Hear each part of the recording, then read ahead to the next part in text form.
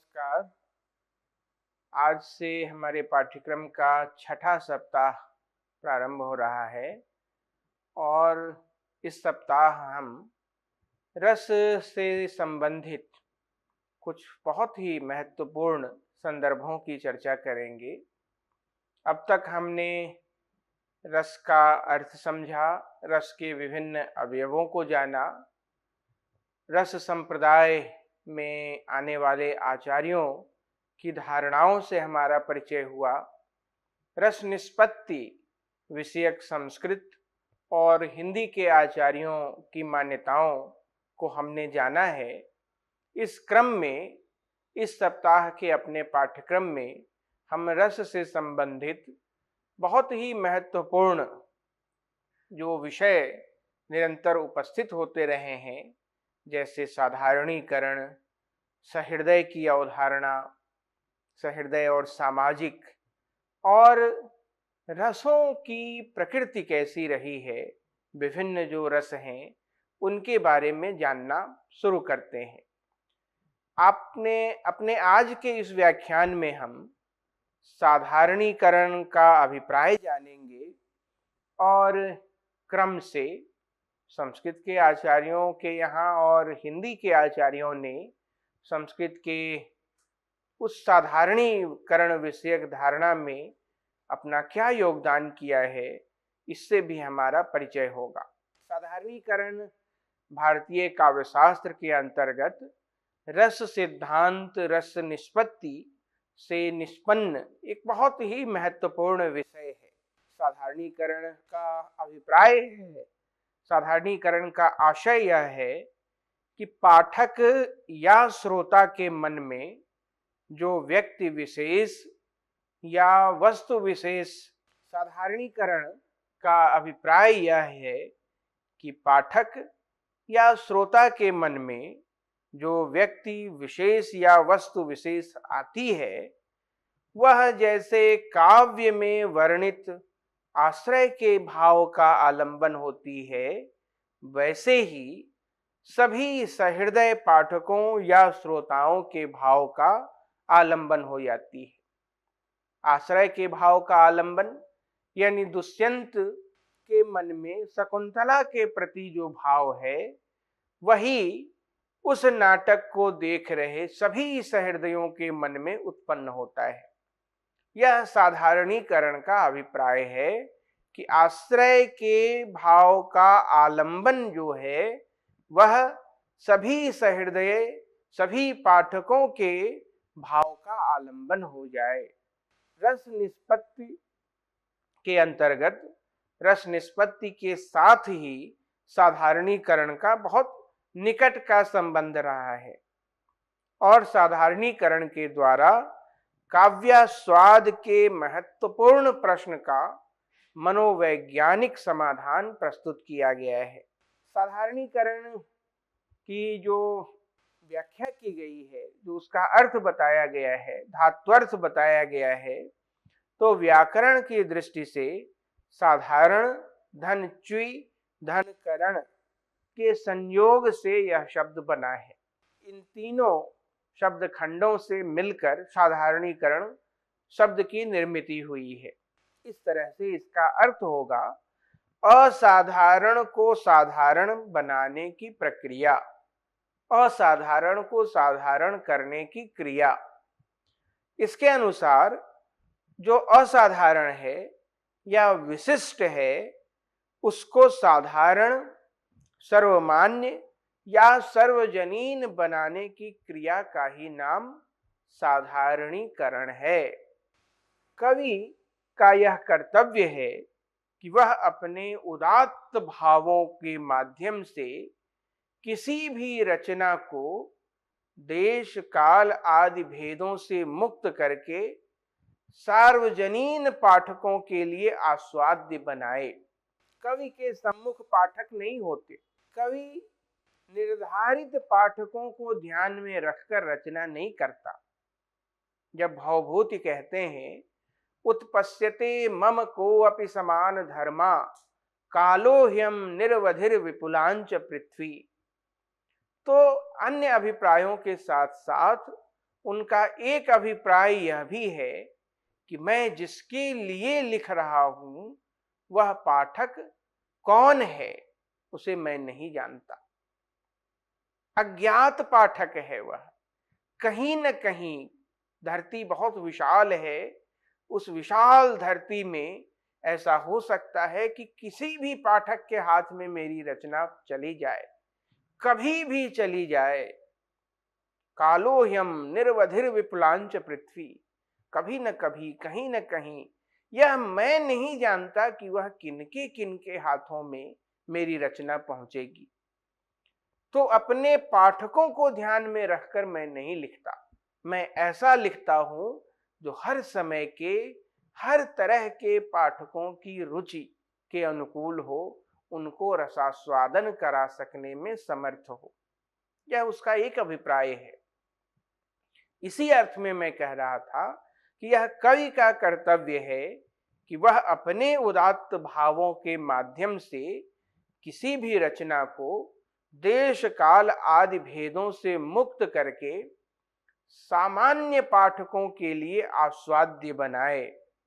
अभिनव गुप्त ने कहा है, कवेह वर्णना निपुणस्थः यह अंतर्गतः अनादि प्राक्तन संस्कार प्रतिभानमयः न तो लौकिक विषयजः अतः देश कालादि भेदामावात साधारणी भावेन आस्वाद योग्यः तम भावयन आस्वाद योग्यो कुर्वन्। किसी को भी वह रचना आस्वाद्य हो जाए, किसी को भी वह रचना पढ़कर आनंद की अनुभूति करा सके, ऐसी योग्यता रचना में भर देने का दायित्व कवि का है। जो अभिनव गुप्त कह रहे हैं उसका अभिप्राय यह है कि कवि की रचना केवल स्वांतः सुखाय नहीं होती, केवल अपने आनंद के लिए, स्वांतः सुख के लिए कवि रचना नहीं करता। काव्य भाव साधारण तथा व्यक्ति देश काल भाव निरपेक्ष होना चाहिए। जिस विषय का चित्रण कवि अपनी रचना में करता है वह देश काल निरपेक्ष होना चाहिए। साथ ही कवि के भावों का आस्वादन करने के लिए पाठक में भी क्षमता एवं उपयुक्त मनोदशा का होना आवश्यक है। यह साधारणीकरण तभी संभव है जब कवि भी अपने दायित्व का निर्वाह करे, यानी अपनी रचना को सार्वजनीन पाठकों के लिए आस्वाद्य योग्य बनाए और पाठक भी उस रचना का आस्वाद करने में सक्षम हो, उसकी योग्यता रखता हो।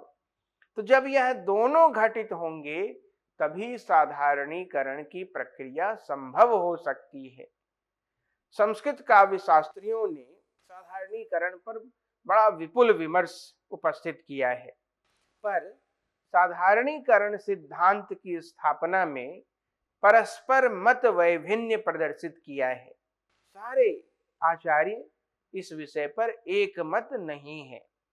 इस विषय का जिन आचार्यों ने विवेचन किया है उनमें भट्टनायक, अभिनव गुप्त, धनंजय, विश्वनाथ और पंडित राज जगन्नाथ का नाम प्रमुख रूप से लिया जा सकता है।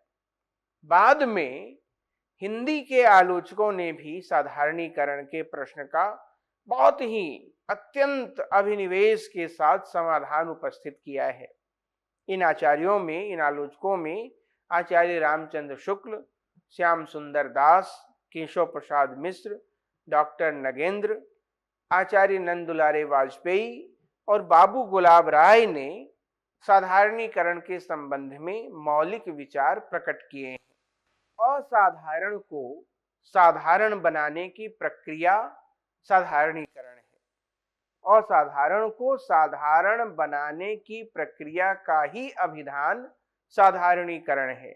यह भारतीय काव्यशास्त्र के सर्वाधिक चर्चित रस सिद्धांत का एक बहुत ही महत्वपूर्ण अंग है।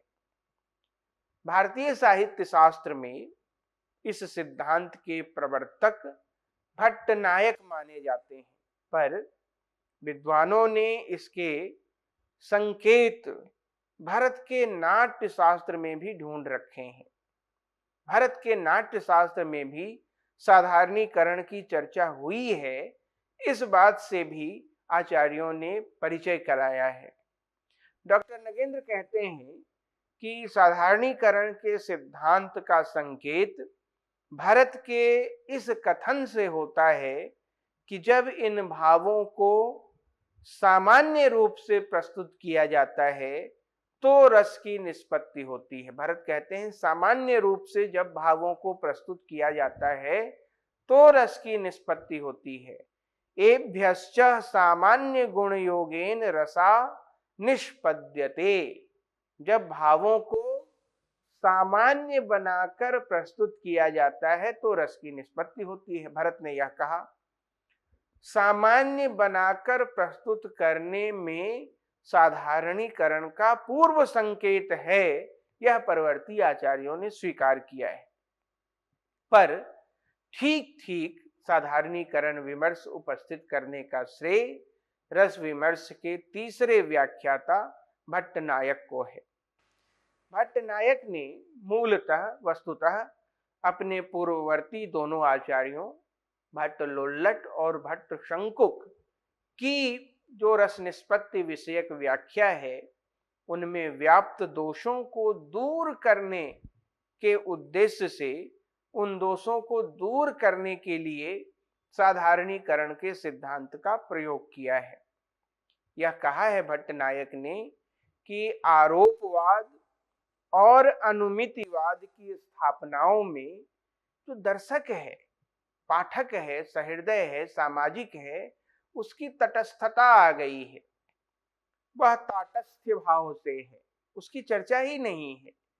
इस दोष को दूर करने के लिए, इस दोष का परिहार करने के लिए साधारणीकरण की स्वीकृति आवश्यक है। भट्टनायक के अनुसार विभाव आदि का निविड़ निजत्व मोह से मुक्त होना ही साधारणीकरण है। निविड़ निजत्व मोह, इससे जब विभाव आदि मुक्त हो जाते हैं तो उसी को साधारणीकरण कहते हैं। साधारणीकरण भावकत्व व्यापार द्वारा सिद्ध होता है, यह कहा भट्टनायक ने। अभिप्राय यह है उनका कि काव्य में वर्णित, काव्य में जिनका वर्णन किया गया है, जैसे उदाहरण के लिए दुष्यंत और शकुंतला आदि, अपने निजी व्यक्तित्व जिसे हम दुष्यंतत्व और शकुंतला के संबंध का त्याग कर वो सामान्य स्त्री पुरुष के रूप में उपस्थित होते हैं। जब हम काव्य में दुष्यंत को पढ़ते हैं तो वह अपने दुष्यंतत्व का त्याग कर देता है और एक सामान्य दुष्यंत के रूप में उपस्थित होता है। उस समय प्रेक्षक जो यह दृश्य देख रहा है उन्हें दुष्यंत या शकुंतला के रूप में न देखकर सामान्य पुरुष, सामान्य स्त्री के रूप में देखता है और उनके द्वारा प्रदर्शित रति आदि स्थायी भावों को सामान्य रत्यादि भाव के रूप में ही अनुभव करता है। मंच पर जब वह मंचित होता हुआ देखता है दर्शक प्रेक्षक, तो वह दुष्यंत को नहीं देख रहा होता है, वह एक ऐसा सामान्य मनुष्य, सामान्य व्यक्ति, सामान्य उपस्थिति को देख रहा होता है और उसके साथ तादात्म्य कर रहा होता है। जब वह सामान्य दुष्यंत को देख रहा होता है, ऐसी स्थिति में जो दुष्यंत आदि की विशिष्टता है, जिसके कारण वह ऐतिहासिक चरित्र अलग होता है, उस विशिष्टता का वह व्यक्तित्व परित्याग कर देता है और वह सामान्य रूप में प्रतीत होने लगता है। भट्टनायक कहते हैं कि विभाव आदि का ही साधारणीकरण होता है। विभाव यानी भाव के कारण, जिनके कारण, जिनके होने से भाव उत्पन्न हुआ है, यानी शकुंतला आदि। शकुंतला आदि का ही साधारणीकरण होता है, अर्थात स्थायी, संचारी, विभाव, अनुभाव इन सभी का साधारणीकरण भट्टनायक स्वीकार करते हैं। ये सब साधारणीकरण के अंतर्गत शामिल हैं। बाद के आचार्य यानी भट्टनायक के बाद जिन्होंने साधारणीकरण पर थोड़ा और विशद विचार किया है वो हैं अभिनवगुप्त। अभिनवगुप्त ने अपने रस निष्पत्ति विषयक व्याख्या के क्रम में साधारणीकरण की चर्चा की है और कहा है कि साधारणीकरण के दो स्तर हैं। पहला स्तर तो वह है, पहली स्थिति वह है जहां विभाव आदि यानी विभाव, अनुभाव, व्यभिचारी ये सब अपने विशेष संबंध को छोड़ देते हैं। पहला स्तर वह है जहां विभावादि का विशेष संबंध तिरोहित हो जाता है और दूसरा स्तर, दूसरी स्थिति वह है जहां सामाजिक के व्यक्ति बंधन छूट जाते हैं। पहले स्तर पर विभावादि का विशेषत्व छूटा और दूसरे स्तर पर सामाजिक का अपना जो व्यक्तित्व बंधन है वह छूटा। अब ये दोनों मेल योग्य हो गए। अभिनवगुप्त के अनुसार न केवल विभाव आदि का अपितु स्थायी भाव का भी साधारणीकरण होता है। स्थायी भाव का भी साधारणीकरण होता है। यह पहली बार अभिनवगुप्त ने बताया है। स्थायी भाव के साधारणीकरण का अभिप्राय है देश काल आदि की परिधि का टूटना या बंधन से मुक्ति। ऐसी स्थिति में व्यक्ति संसर्ग तिरोहित हो जाता है और सुख दुख की भौतिक चेतना नष्ट हो जाती है। बाद में आचार्य विश्वनाथ यह कहते हैं साधारणीकरण के प्रसंग में कि प्रमाता के साथ आश्रय के तादात्म्य का वर्णन साधारणीकरण के ही कारण होता है। विश्वनाथ प्रमाता के साथ आश्रय के तादात्म्य का कारण साधारणीकरण को बताते हैं और यह कहते हैं कि साधारणीकरण व्यापार की विशेषता आश्रय के साथ प्रमाता का अभेद स्थापित हो जाना है। आश्रय यानी जिसके हृदय में भाव उत्पन्न हो रहा है, उदाहरण के लिए दुष्यंत जिसके हृदय में शकुंतला के प्रति रति भाव उत्पन्न हुआ, वह आश्रय है। विश्वनाथ कहते हैं कि आश्रय के साथ प्रमाता जो दर्शक है, देख रहा है, उसका तादात्म्य स्थापित होता है और यही साधारणीकरण है। वो विभावों का साधारणीकरण मानते हैं। पंडित राज जगन्नाथ सामान्य रूप से तो साधारणीकरण को स्वीकार नहीं करते और कहते हैं कि यह वस्तुतः एक दोष के कारण होता है। यह एक दोष है। उन्होंने दोष की कल्पना कर दोष द्वारा ही प्रमाता की आत्मा में दुष्यंत आदि के साथ अभेद स्थापित किया है। यह दोष क्यों है? तो बताया कि प्रमाता की आत्मा कल्पित दुष्यंत तत्व से आच्छादित हो जाती है। वह असल में दुष्यंत नहीं है, पर एक दोष के कारण, कल्पित जो दोष है, दोषात्मक कल्पना है, उसके कारण वह अपने को दुष्यंत समझने लगता है। प्रमाता की आत्मा कल्पित दुष्यंत तत्व से आच्छादित हो जाती है, अर्थात वह अपने को दुष्यंत न होते हुए भी दुष्यंत समझ लेता है। यह दोष है पंडित राज जगन्नाथ की दृष्टि में। और इस दोष के कारण जब प्रमाता अपने को दुष्यंत समझ लेता है तो शकुंतला का अपने को प्रेमी मान लेने में भी उसे कोई बाधा नहीं रह जाती। वह अपने को शकुंतला का प्रेमी भी समझने लगता है।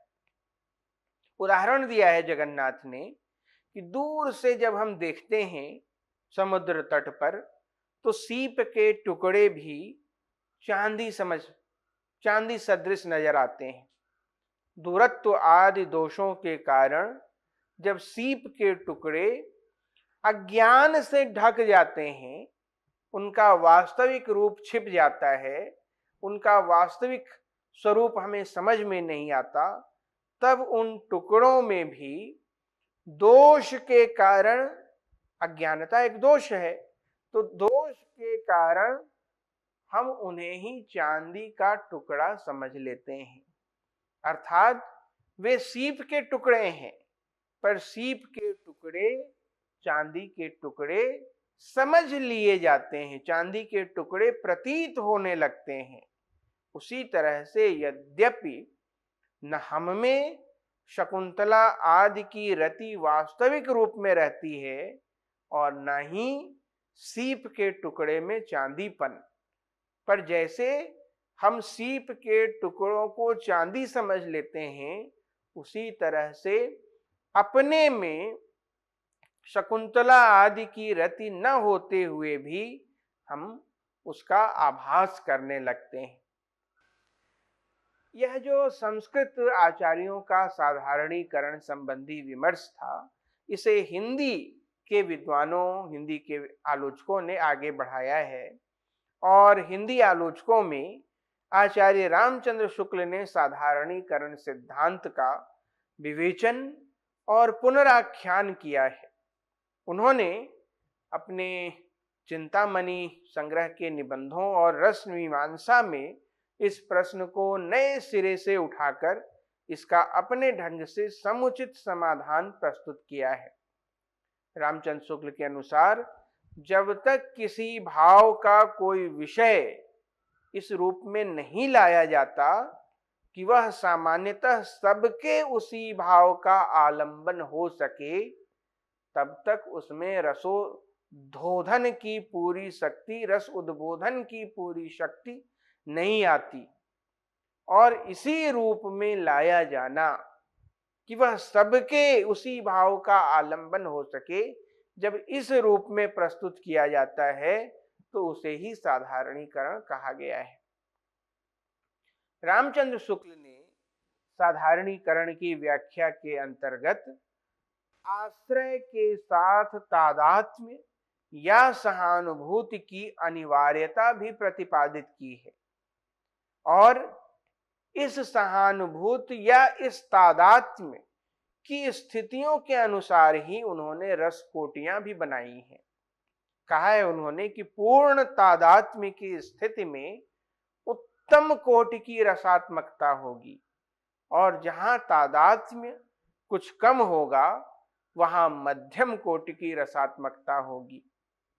रस की एक ऐसी स्थिति भी उन्होंने मानी है और उसे अधम कोटि कहा है, जिसमें पाठक या दर्शक आश्रय की भाव व्यंजना से कुछ भी तादात्म्य स्थापित नहीं कर पाते। आश्रय की भाव व्यंजना से तादात्म्य नहीं स्थापित कर देने में अधम कोटि की रसात्मकता मानी है रामचंद्र शुक्ल ने। उनके बाद डॉक्टर नगेंद्र का नाम प्रमुखता से आता है। डॉक्टर नगेंद्र के अनुसार साधारणीकरण कवि की अपनी अनुभूति का होता है, कवि की अनुभूति का साधारणीकरण होता है, विभावों का नहीं, विभाव आदि का नहीं। अर्थात नगेंद्र यह कहते हैं कि जब कोई व्यक्ति अपनी अनुभूति की इस प्रकार अभिव्यक्ति कर सकता है कि वह सभी के हृदयों में समान अनुभूति जगा सके, तो पारिभाषिक शब्दावली में हम कहते हैं कि उसमें साधारणीकरण की शक्ति विद्यमान है। अनुभूति सभी में होती है, सभी उसे यत्किंचित व्यक्त भी कर लेते हैं, परंतु साधारणीकरण करने की शक्ति सब में नहीं होती। अभिव्यक्ति तो सब करते हैं, पर अपनी अनुभूति की इस तरह से अभिव्यक्ति कर लेना कि वह सबकी अनुभूति, सब उसकी अनुभूति को अपना समझने लगे, यह हर कोई नहीं कर पाता। इसलिए डॉक्टर नगेंद्र कहते हैं कि अनुभूति सभी में होती है और सभी उसे अपने अपने ढंग से व्यक्त भी करते हैं, पर साधारणीकरण करने की शक्ति सब में नहीं होती। इसलिए अनुभूति और अभिव्यक्ति की क्षमता होते हुए भी, हर तरह की अभिव्यक्ति में सक्षम होते हुए भी हर कोई कवि नहीं होता। उदाहरण दिया है उन्होंने कि साम्यवादी लेखक के उपन्यास में यदि कोई पूंजीपति नायक है, वह अपराध करता है, वो अपनी कुत्साओं में जघन्य है, और हम उस उपन्यास को पढ़ते हैं, तो पढ़ते हुए वह कैसा है इस ओर हमारा ध्यान नहीं जाता। वो जैसा है हुआ करे, हमारा तादात्म्य उस जघन्य नायक से नहीं है, हमारा तादात्म्य उस उपन्यास लेखक के हृदय की अनुभूति से है। और हम यानी हमारी अनुभूति लेखक की अनुभूति से तादात्म्य करती है, उसकी विषय वस्तु से नहीं। निष्कर्ष रूप में यह जो साधारणीकरण विमर्श उपस्थित हुआ है, उसे निष्कर्ष रूप में हम कह सकते हैं कि साधारणीकरण भारतीय मेधा की एक बहुत बड़ी उपलब्धि है। इसलिए उपलब्धि है कि इस साधारणीकरण की विवेचना के क्रम में साधारण रसानुभूति और कला से उत्पन्न होने वाली काव्यानुभूति या कला से निष्पन्न रसानुभूति के अंतर को प्रकट किया गया है। साधारणीकरण की क्षमता से युक्त रचना ही देश और काल की सीमा को लांघकर सार्वदेशिक और सार्वकालिक बनती है। यह साधारणीकरण की क्षमता के कारण, साधारणीकरण की योग्यता के कारण, और इस साधारणीकरण की प्रक्रिया में कवि की भी भूमिका महत्वपूर्ण होकर उभरी है और पाठकों की भी भूमिका उतनी ही महत्वपूर्ण, उतनी ही आवश्यक होकर उभरी है। इस तरह से हमने साधारणीकरण संबंधी विभिन्न आचार्यों के मतों का परिचय पाया है। धन्यवाद।